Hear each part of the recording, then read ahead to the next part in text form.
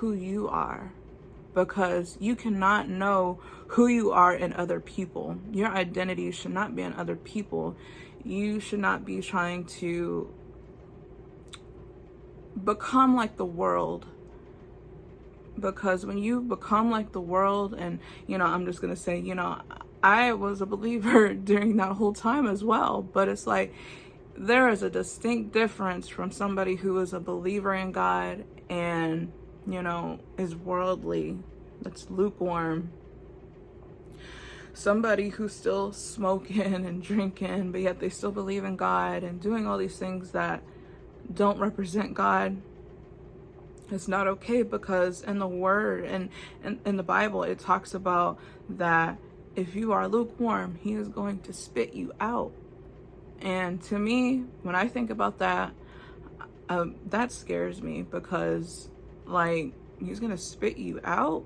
He does not want you if you are doing all these other things that do not, like, he does not want to be represented of that.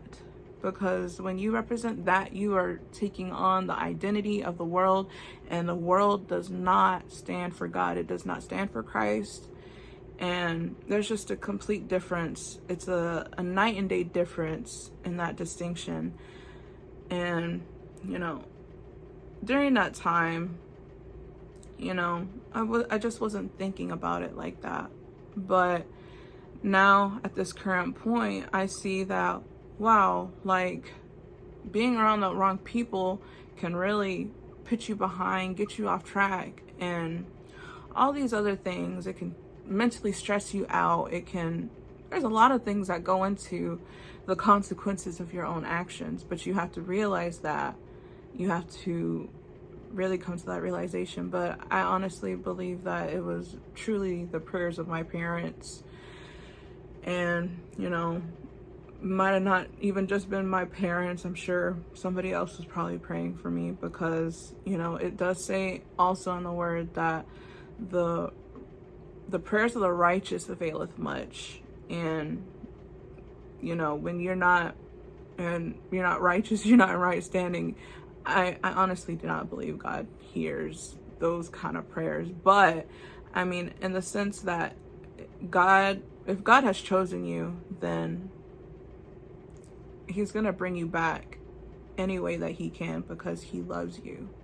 And I have to say that it is God that has truly brought me back to realize all these things.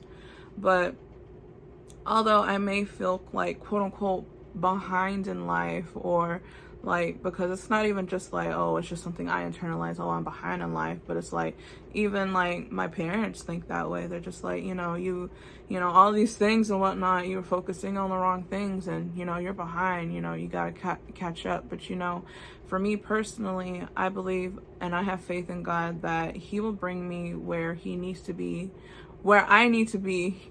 He will bring me where I need to be in his right timing.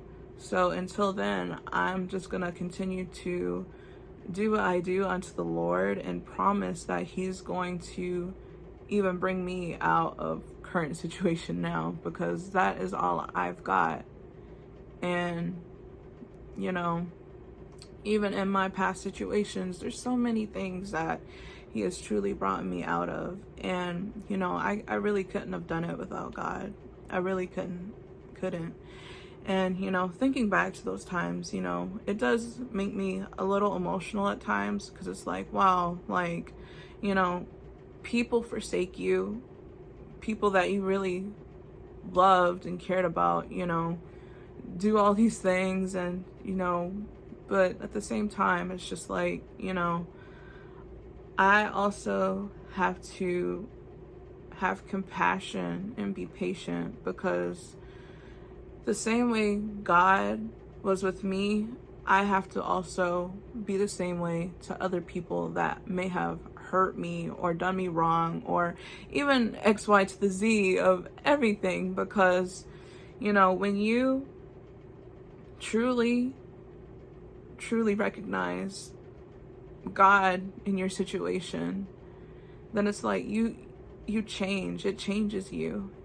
And other than that, I really hope that this encouraged you. And I also pray that if you were in the same situation that I was in, then I'm just gonna pray right now.